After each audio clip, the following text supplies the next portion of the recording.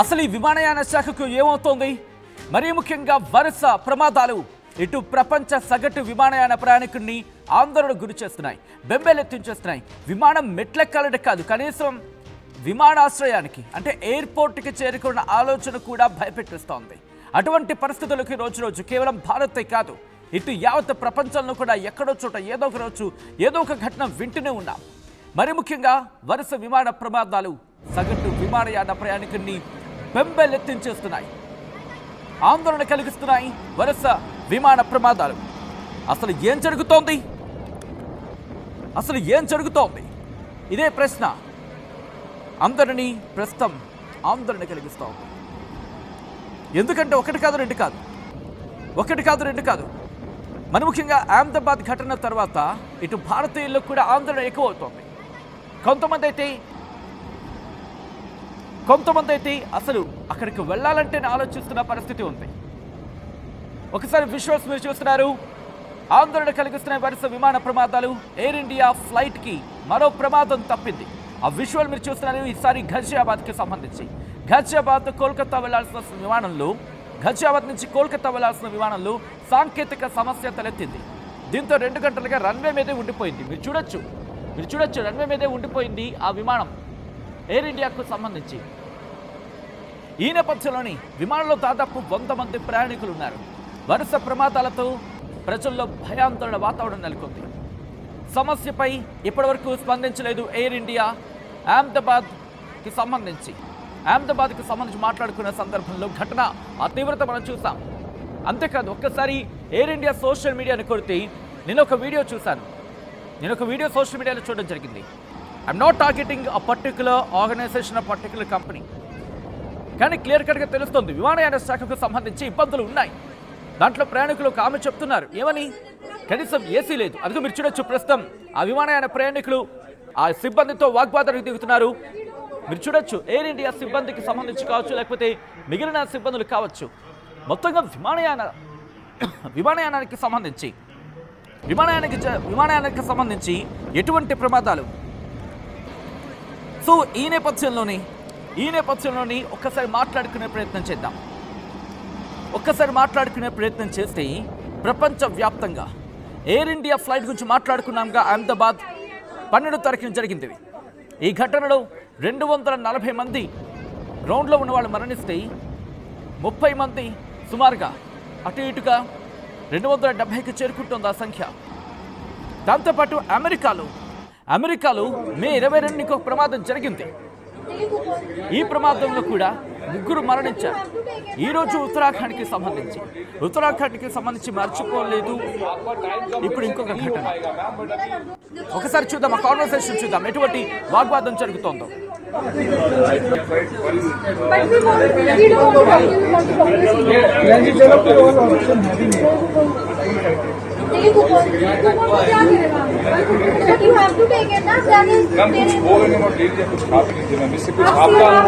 आपका time compensate नहीं हो पाएगा मैम, बट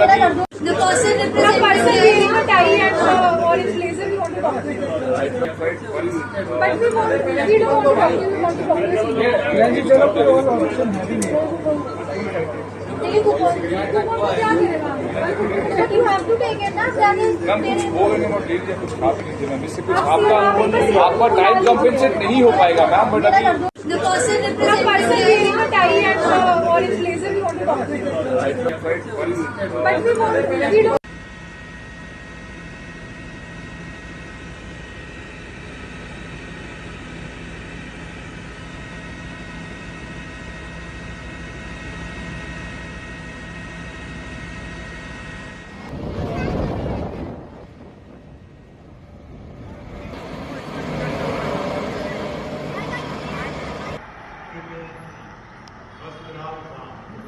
అదిగో వరుస విమాన ప్రమాదాలు. కేవలం మచ్చుకు మాత్రమే నేను మీకు స్క్రీన్ మీద చూపించే ప్రయత్నం చేస్తున్నాను. అహ్మదాబాద్ నుంచి మొదలు పెడితే మొన్న అమెరికా, నిన్న కేదార్నాథ్, ఈరోజు ఘజియాబాద్. ఇన్ఫ్యాక్ట్ ఈరోజే కేదార్నాథ్. అహ్మదాబాద్లో ఆ విమాన ప్రమాదంలో 240 మందికి పైగా 240 మంది ఆన్ బోర్డ్లో ఉన్న వాళ్ళు మరణిస్తే ఆ బిల్డింగ్ని ఢీకొట్టిన ఘటనలో ఇంకొంతమంది సుమారుగా 270కి చేరుకుంది మృతుల సంఖ్య. ఇక అమెరికాలో జరిగిన ఆ ఘటన చూడండి. ఇక్కడ కూడా అదృష్టవశాత్తు ప్రమాదంలో మృతుల సంఖ్య అని మనం మాట్లాడుకోకుండా ఉన్నామంటే ఆ కారణం ఎవరిదో తెలుసా? ఆ క్రెడిట్ ఎవరికి వాళ్ళో తెలుసా? అక్కడ పైలట్కి. ఆ పైలట్ చాలా చాకచక్యంగా వ్యవహరించడంతో ఆ జెట్ బ్లూలో ఉన్న విమాన ప్రయాణికులు వాళ్ళు ప్రాణాలతో బయటపడ్డారు. అదేంటది, ప్లేన్ బాగానే ఉంది కదా, ఎయిర్పోర్ట్లోనే ఉంది కదా అని అనుకుంటున్నారు కదా. అసలు విషయం ఒక్కసారి ఆ విజువల్ మీరు పూర్తి స్థాయిలో చూడండి. ఆ విమానం ఎక్కడుందండి? రన్వే మీద లేదు. పక్కన ఉన్న పచ్చగడ్డి మైదానం ఉంది కదా, ఆ పచ్చగడ్డి మీద ఉంది. అంటే రన్వే మీదకి వచ్చేందుకు అవకాశం లేదు. ఏమంటే ఆ పైలట్ ఏం చెప్పారు? స్టీరింగ్ మీద పట్టు కోల్పోయింది. దీంతో వెంటనే ఏటీసీకి కమ్యూనికేట్ చేసింది. ఏటీసీకి కమ్యూనికేట్ చేసిన తర్వాత ఆ సదరు మహిళా పైలట్ అక్కడ లోపల వాడు ఎవరు భయపడకుండా ఆ పరిస్థితిని ఎప్పటికప్పుడు హ్యాండిల్ చేస్తుంది. సో స్లోగా నెమ్మదిగా ఆ పరిస్థితిని అర్థం చేసుకొని ల్యాండింగ్ చేసే క్రమంలోనే ఇష్యూ తలెత్తింది. దీంతో ఎప్పుడైతే పైలట్ చాకచక్యంగా వ్యవహరించిందో ఇన్ఫాక్ట్ ఆ విమానంలో ఉన్న ప్రయాణికులు ఎవరికీ తెలియదట, అసలు ప్రమాదంలో ఉన్నామన్న విషయం వాళ్ళకి తెలియదట. ఎప్పుడైతే వాళ్ళు మెట్ల నుంచి కిందకు వచ్చిన తర్వాత అర్థమైంది వాళ్ళకి, అయ్యో ఇంత జరిగిందా అంటూ కూడా. సో ఇటువంటి పరిస్థితి. ఇక కేదార్నాథ్కి సంబంధించి ఈరోజు జరిగిన ప్రమాదం. ఈరోజు కేదార్నాథ్ ఆ డేట్లు కూడా మీరు చూడొచ్చు. ఈరోజు కేదార్నాథ్లో జరిగిన ప్రమాదం. ఈ ప్రమాదంలో పైలట్ సహా దాదాపుగా 7 మరణించారనేది మనకు అందుతున్న సమాచారం. సో ఈ నేపథ్యంలో ఒక్కసారి ఆలోచించండి, ఎటువంటి ప్రమాదం, ఎటువంటి భయం ఇటు ప్రజలకి కలుగుతుందో హెలికాప్టర్ క్రాష్లో. ఎందుకంటే ఉత్తరాఖండ్లో డెహ్రాడూన్ నుంచి కేదార్నాథ్కు ప్రయాణికులతో వెళ్తోంది ఆ హెలికాప్టర్. మార్గ మధ్యలోనే కుప్పకూలిపోయింది. ఈ దుర్ఘటనలో 6 వ్యక్తుల ఆచూకీ గల్లంతయింది. ప్రస్తుతం వాళ్ళ ఆచూకీ కోసం వెతుకులాట కొనసాగుతోంది అనే చర్చ జరిగిందని అర్థం చేసుకోవచ్చు. డెహ్రాడూన్ నుంచి కేదార్నాథ్కి బయలుదేరిన హెలికాప్టర్ త్రిజుగి నారాయణ్ గౌరీకుండ ప్రాంతాల దగ్గర మధ్య మాయమైపోయింది, అంటే అదృశ్యమైపోయింది, ప్రమాదానికి గురైంది. ఆ తర్వాత కొంతసేపటికి అది కుప్పకూలిపోయినట్టు నిర్ధారణ అయ్యింది. ఉత్తరాఖండ్కి సంబంధించి ADG additional director general doctor V Murugesan అని చెప్పుకొచ్చారు ప్రమాదం జరిగిందంటూ కూడా. అయితే ఆ ఘటనకు దర్యాప్తు జరుగుతోంది. ఇక్కడ ఘాజియాబాద్కి సంబంధించి ఘాజియాబాద్లో ఏమంటున్నారు? ఆ ఘటన ఒకసారిగా ప్రయాణికులు ఆందోళన వ్యక్తం చేస్తున్నారు. ఘాజియాబాద్లో నిలిచిపోయింది విమానం అంటూ కూడా. ఇలా వరుస విమాన ప్రమాదాలు సగటు విమానయాన ప్రయాణికుడిని ఆందోళనకు గురి చేస్తున్నాయి, బెంబేలెత్తించేస్తున్నాయి. 1 కాదు 2 కాదు, ఇవి కేవలం మచ్చుకు మాత్రమే. అంటే ఆ కథనాన్ని మీకు ముందుంచడంలో భాగంగా ఈ మధ్య కాలంలో 1-2 రోజుల్లో జరిగిన ఘటన మాత్రమే మీ ముందు ప్రయత్నం చేస్తుంది ఆర్టీవీ. ఒక్కసారి నేను ఇంకా డీటెయిల్గా చెప్పే ప్రయత్నం చేస్తున్నాను. అహ్మదాబాద్ గురించి మాట్లాడుకున్నాం. దాంతోపాటు శాంటియాగోలోని ఇంకో ప్రమాదం జరిగింది. అది మే 22న జరిగింది. మే 22న జరిగిన ప్రమాదంలో 3 ఆన్బోర్డ్ మరణిస్తే గ్రౌండ్లోని వాళ్ళు 8 మంది మరణించిన పరిస్థితి ఉంది. కారణం అక్కడ జరిగిన ప్రమాదం. దాంతోపాటు ఇదే టెక్సాస్లో జరిగిన ప్రమాదం గుర్తుందా? ఆ ప్రమాదంలో కూడా మే 25న జరిగిన ప్రమాదం, అది కూడా ఇబ్బందికర వాతావరణానికి గురి చేసింది. అక్కడ జరిగిన క్రమంలో కూడా ఒక పెద్ద ఆయన మరణించాడు. ఒక పెద్ద ఆయన వాళ్ళ మనవడు, 2 మరణించిన పరిస్థితి ఉంది. దాంతోపాటు హొండరస్లో జరిగిన ప్రమాదంలో కూడా 13 మంది మరణిస్తే దాంట్లో ఇన్ఫాక్ట్ 18 మంది మరణిస్తే దాంట్లో 13 మంది ఆన్బోర్డ్ ఉన్నవాళ్ళే. ఇలా ఎక్కడ చూసుకున్నా ఎప్పుడు చూసుకున్నా ఈ విమాన ప్రమాదాలు సగటు విమానయాన ప్రయాణికుడిని భయపెట్టేస్తున్నాయి, భయాందోళనకు గురి చేస్తున్నాయి.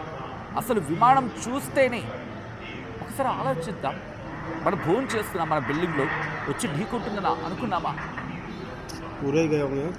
మరిన్ని అప్డేట్స్ అందించేందుకు మా ప్రతినిధి మధు ఫోన్ లైన్లో సిద్ధంగా ఉన్నారు. ఒకసారి మధు దగ్గరికి వెళ్ళే ప్రయత్నం చేస్తున్నాను. మధు, ఈ వరుస విమాన ప్రమాదాలకు సంబంధించి ఎలా చూడాలి? మరి ముఖ్యంగా గత ఏడాదికి ప్రమాదాల సంఖ్య పెరుగుతోంది అని చర్చ జోరందుకుంటోంది. ఎగ్జాక్ట్లీ, కొన్ని సాంకేతిక సమస్యలు తలెత్తుతా ఉన్నటువంటి కొనసాగుతా ఉంది. మనం చూసాం అహ్మదాబాద్ ఎయిర్ ఇండియా విమానం అత్యంత విషాదకరంగా మారినటువంటి పరిస్థితి. మళ్ళీ ఒక ఎయిర్ ఇండియా ఫ్లైట్ కి ఇలాంటి సాంకేతిక సమస్యలు కాస్త ఇబ్బందికరమైనటువంటి పరిస్థితి. మొత్తం విమానాల్లో ముఖ్యంగా ఎయిర్ ఇండియా టికెట్స్ బుక్ చేసుకోవాలన్నా ఫ్లైట్ లో ప్రయాణించాలన్నా ఆందోళన చెందేటువంటి పరిస్థితి ప్రస్తుతం నెలకొంది. ప్రస్తుతం ఈ సాంకేతిక సమస్య నెలకొన్నటువంటి ఎయిర్ ఇండియా విమానంలో 100 మంది ప్రయాణికులు ఉండడం సంబంధించి కాస్త ఆందోళనకు కారణమవుతాం. వెంటనే సమస్యను గుర్తించారు. రన్వే పైన దాదాపు గంట సేపు అక్కడే విమానాన్ని నిలిపేశారు. సమస్య ఉండడంతో సాంకేతిక సమస్య చాలు కాకపోవడంతో అక్కడే వెయిట్ చేసినటువంటి పరిస్థితి. ఎయిర్పోర్ట్ లోని ప్రయాణికులు అడిగాపులు కాస్తా ఉన్నారు. అయితే 111511 గా గుర్తింపు చెందారు. ఈ గుర్తింపు పొందింది ఈ విమానము. దీనికి సంబంధించి గుర్తించారు విమానాన్ని. సమస్య ఇప్పటి వరకు ఏంటి అనేటువంటిది క్లారిటీగా ఎయిర్ ఇండియాకి సంబంధించినటువంటి వాళ్ళు ఇంతవరకు అనౌన్స్మెంట్ చేయలేదు. సమస్య ఏంటి అనేటువంటిది వివరాలు తెలుసుకునే ప్రయత్నం చేస్తా ఉన్నారు. ఇంకా ముందుగానే సాంకేతిక సమస్యను గుర్తించి నిలుపుదల చేసినందుకు కాస్త లేదు అంటే మొన్న అహ్మదాబాద్ లోనే సాంకేతిక సమస్య లేకుండా చేసాలో సాంకేతిక సమస్యలు వస్తే మరింత ప్రమాదకరంగా మారేది. ఈ రోజు కాస్త ఇబ్బంది పడతా ఉన్నారు ప్రయాణికులు, వెయిట్ చేస్తా ఉన్నారు. వెళ్ళాల్సినటువంటి గమ్యాలకు సమయం పడుతుండొచ్చు కానీ ప్రాణాలతోనే సిచ్యువేషన్ ఈ రోజు అహ్మదాబాద్ లో జరిగినటువంటి సంఘటనల కాకుండా పదే ఎయిర్ క్రాఫ్ట్ కి సంబంధించినటువంటి చోటు చేసుకుంటున్నాయి. ఆల్రెడీ ఉత్తరాఖండ్ కి సంబంధించినటువంటి ఎయిర్ క్రాఫ్ట్ ఆ ఘటన కానీ అహ్మదాబాద్ లో ఇప్పుడు ఇది సాంకేతిక సమస్య. వరుస సాంకేతిక సమస్యలతో విమానం అంటేనే ప్రజలు ఆలోచించేటువంటి పరిస్థితి ప్రస్తుతం ఈ వరుస ప్రమాదాలతో వరుస ఘటనలతో కాస్త ఆందోళన చెందుతున్నటువంటి సిచ్యువేషన్ అయితే కనిపిస్తా ఉంది. ప్రస్తుతం దానిపైన సమస్య ఏంటి అనేటువంటిది ఎయిర్ ఇండియా ఇంతవరకు ప్రకటించలేదు. కొద్దిసేపట్లో దీనిపైన పూర్తి వివరాలు వెల్లడించే అవకాశం ఉంది. రైట్, మరి ఒక్కసారి మీరు లైన్లోనే ఉండండి. వరుస ఘటనలకు సంబంధించి మాట్లాడుకున్నప్పుడు నేను ఒక రిపోర్ట్ని ముందుంచే ప్రయత్నం చేస్తున్నాను. ఇది టైమ్స్ కథనంలో వచ్చిన ఆ రిపోర్ట్ని నేను మీకు చూపించే ప్రయత్నం చేస్తున్నాను. టైమ్స్ కథనం చెబుతోంది ఏంటి అనేది కూడా నేను మీకు చెప్పే ప్రయత్నం చేస్తాను. దీంట్లో ఎటువంటి అంశాలు ఉన్నాయనేది, ఎందుకంటే మనం ప్రయాణిస్తున్న మన ప్రయాణం సాధారణంగా ఏమంటాం, మీ ప్రయాణం సుఖమయమవుగాక అంటూ ఉంటాం, అంటే హ్యాపీ జర్నీ ఉంటూ ఉంటాం. సో నిజంగానే హ్యాపీయెస్ట్ జర్నీయా విమానానికి సంబంధించి ఆ రిపోర్ట్ నుంచి చెప్పే ప్రయత్నం చేస్తున్నాను. ఇక్కడ flying got less deadly over the decades అంటూ గత 10 ఏళ్లుగా అనే అంశానికి సంబంధించి ప్రస్తావిస్తున్న సందర్భంలో 2000 నుంచి ఇప్పటివరకు ఎటువంటి ప్రమాదాలు, ఎంత ప్రమాదాలు జరిగాయి అనేది, ఎంత ప్రమాదం జరిగిందనేది, యాక్సిడెంట్స్లో ఈ ప్రమాదాల్లో 2000 సంవత్సరంలో 1148 మంది మరణించిన సందర్భం. ఆ తర్వాత 2001లో 879 మంది, 2002లో 1000 మంది, 2003లో 705 మంది, 2004లో 462, 2005లో 1075, 2006లో 905, 2007లో 774, 2008లో 595, 2009లో 763, 2010లో 943, 2011లో 525, 2012లో 476, 2013లో 232 మంది. ఇది నేను చెబుతోంది ఏ సంవత్సరం ఎంతమంది మరణించారు విమాన ప్రమాదాల కారణంగా అనేది. ఒక్కసారి లెక్కలు చూస్తే మనకు అర్థమవుతుంది ఏం నేర్చుకుంటున్నాం. బట్ ముందు ఇంకా అలా ఉండబోతుంది. ఆ లెక్కలు కూడా చూసిన తర్వాత ఇన్ డీటెయిల్గా మాట్లాడుకునే ప్రయత్నం చేద్దాం. 2014లో 692 మంది విమాన ప్రమాదాల కారణంగా మరణించారు. 2015లో 186 విమాన ప్రమాదాల కారణంగా మరణించిన వారి సంఖ్య. 2016లో 258 మంది విమాన ప్రమాదాల కారణంగా మరణించారు. 2017లో 59 మంది మరణించారు. 25 ఏళ్లలో పోల్చుకుంటే 2017లోనే 59 మంది మరణించారు. అదే అత్యల్పమైన మరణాల సంఖ్య అంటే అర్థం చేసుకోవచ్చు. ఆ తర్వాత 2018లో 561 మంది మరణించారు. 2019లో 289 మంది విమాన ప్రమాదాలకు బలైపోయారు. 2020లో 137 మంది మరణించారు. 2021లో 176 మంది, 2022లో 158 మంది, 2023లో 72 మంది, 2024లో 244 మంది మరణించారు. ఇది నేను చెబుతున్న మాట కాదు, ఒక రిపోర్ట్ని నేను మీకు ముందుంచే ప్రయత్నం చేస్తున్నాను. ఆ రిపోర్ట్ని కూడా నేను మీకు చూపిస్తున్నాను. ఇదిగో ఆ రిపోర్ట్ ఇదే. ఆ రిపోర్ట్ నేను మీకు స్వయంగా చూపించే ప్రయత్నం చేస్తున్నాను. ఆ రిపోర్ట్ ప్రకారం నేను చెప్తున్నాను తప్ప ఇది నా సొంత మాటలు కాదు. ఆ రిపోర్ట్ ఇదే ఆ రిపోర్ట్ అంతా కూడా. ఆ రిపోర్ట్ని నేను మీకు చూపించి చెప్పే ప్రయత్నం చేస్తున్నాను. సో రిపోర్ట్లో ఉన్నదాన్ని చూసి నేను చెప్పే ప్రయత్నం చేస్తున్నాను. అంటే గత 20 ఏళ్లలో పోల్చుకుంటే 2017లో అత్యల్పంగా మరణాలు నమోదయ్యాయి. కానీ ఇప్పుడు ఈ ఏడాది ఆ సంఖ్య ఆ సంఖ్య ఇంకా ఎక్కువ ఉండే అవకాశమే ఉంది. ఎందుకంటే ఒక్కసారి ఆలోచించే ప్రయత్నం చేయండి. దీంట్లో భారత్లో మరణించిన మరణాల సంఖ్య అంటే భారత్లోని విమాన ప్రమాదాల కారణంగా ఈరోజు ఒక 7, నిన్న జరిగిన ఘటనలో 270, అంటే సుమారు 280 మంది ఒక్క భారతదేశంలోనే మరణించారు విమాన ప్రమాదాలకి ఈ ఏడాది. అంటే ఎంత దుర్ఘటన అర్థం చేసుకోవచ్చు. దాంతోపాటు ఇంకా ముందుకు వెళ్ళే ప్రయత్నం చేస్తున్నారు. 2024లోని ఇటు దేశవ్యాప్తంగా కాదు, ప్రపంచవ్యాప్తంగా 244 మంది మరణించారు. అంటే 2021 తర్వాత 2001 కూడా కాదు, 2019 తర్వాత ఎక్కడ కూడా 300 అనేది టచ్ కాలేదు. అంటే మరణాలని మనం తగ్గించుకుంటూ వచ్చాం. మరణాలని తగ్గించుకుంటూ రావడం ఏంటి అని చెప్పి మీకు పెద్ద ప్రశ్న రావచ్చు. అంటే అటువంటి స్థాయిలో మనం భద్రతా ప్రమాణాలను పాటించాం. దీంతో ఆ మరణాల సంఖ్య తగ్గింది. విమాన ప్రమాదాలకు సంబంధించి ఆ డేటా కూడా ప్రయత్నం చేద్దాం. కుదిరితే ఆ డేటా కూడా నేను మీ ముందు ఉంచే ప్రయత్నం చేస్తాను. ఇలా 2020 నుంచి చూసుకుంటే 2020 కూడా కాదు, 2019 నుంచి ఇటు తగ్గుతూ వచ్చింది. 2023లో అయితే బాగా కంట్రోల్ చేయగలిగాం. అంటే ప్రమాదాన్ని కంట్రోల్ చేయగలిగాం ప్రపంచవ్యాప్తంగా నేను మాట్లాడుతున్నా. సో ఈ క్రమంలోని ఇంకా మనం ఫోకస్గా ఉండాల్సిన అవసరం కనిపిస్తోంది. ఇది అత్యవసరం. 2015 నుంచి 2014 మధ్య చూసుకుంటేనే, మరి ముఖ్యంగా 1945 నుంచి చూసుకుంటే కనుక 1965-74 మధ్య 16,383 మంది మరణించారు. సో అర్థం చేసుకోవచ్చు ప్రమాద తీవ్రతను.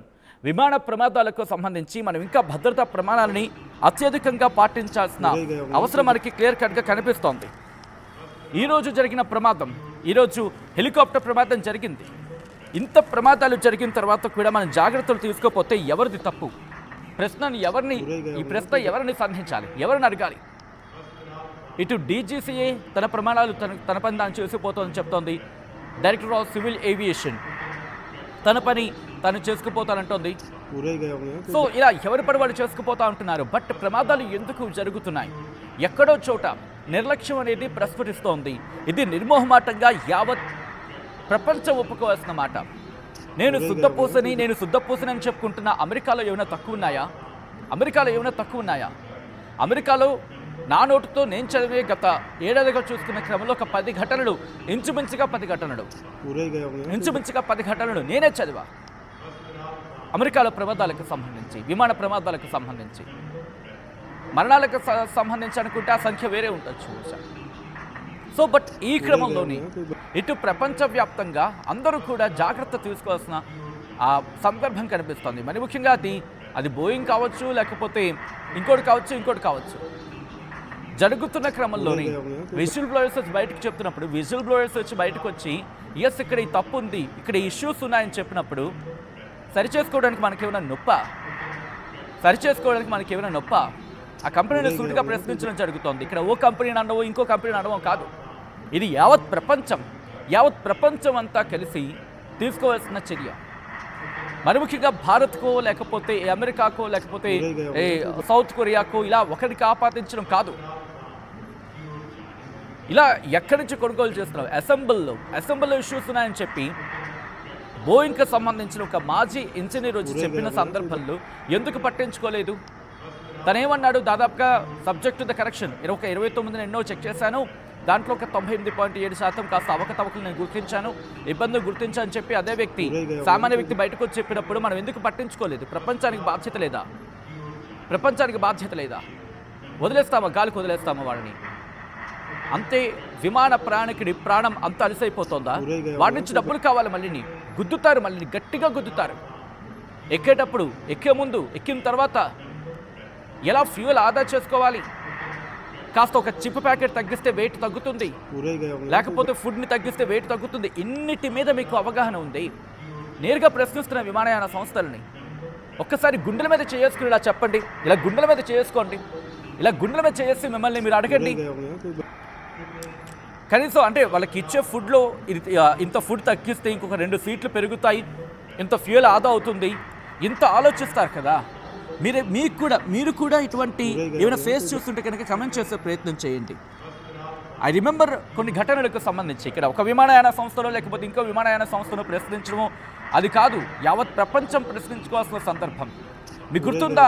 I think I have read, ఎక్కడో నేను చదివాను, ఏమని ఒక విమానయాన సంస్థ ఇంత వాళ్ళకిచ్చే ఫుడ్ని, ప్రయాణికులకు ఇచ్చే ఫుడ్ని తగ్గించుకుంటే, అది డ్రైనో లేకపోతే ఆ స్పేస్ తగ్గించుకుంటే ఇంకొక 2 సీట్లు పెరుగుతాయి, దాంతోపాటు అక్కడ స్పేస్ ఆదా అవుతుంది. ఇలా అనేక ఆలోచనలు చేస్తుంది. కానీ విమాన ప్రయాణికుడి ప్రాణాలను రక్షణ విషయంలో ఎందుకు ఇంత తాత్సారం, ఎందుకు ఇంత ఆలస్యం? ఒక విమాన ప్రయాణికుడి ప్రాణానికి ఎందుకంత లెక్కలేదు? ప్రశ్నించుకోవాల్సిన సందర్భం ఇటు యావత్ ప్రపంచం మీద ఉంది. ఈ ఘటనకు సంబంధించి వరుస విమాన ప్రమాదాలకు కారణం ఏంటి? ఇది ఏమైనా ఉగ్రవాద కుట్ర లేకపోతే నిర్లక్ష్యమా? దీంట్లో ఉగ్రవాద కుట్ర కూడా ఉండే అవకాశం ఉందా లేకపోతే నిర్లక్ష్యం మాత్రమే కనిపిస్తోందా? మీరేమనుకుంటారని కమెంట్ చేయండి. This is the disturbing content, viewer discretion is advised. ఈ కథనం మిమ్మల్ని కాస్త కలవరపరచవచ్చు, దీనికి సంబంధించి తగిన జాగ్రత్త తీసుకోవాలని ఆర్టీవీ సూచించడం జరుగుతోంది.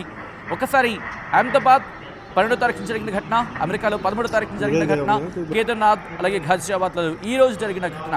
ఇంకోసారి విమాన ప్రయాణం అంటే ఆందోళన కాదు, వెన్నులో ఉణుకు పుట్టిస్తున్నాయి. ఒక్కసారి ఆ విశ్వాస్ చూద్దాం.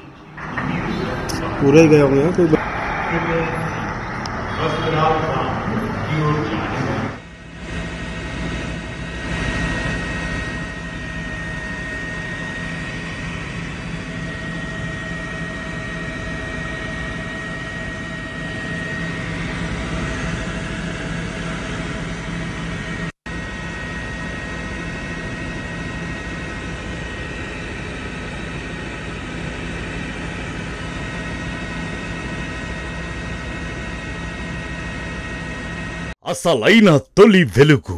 ఫాలో వాట్సాప్ @తొలి వెలుగు official.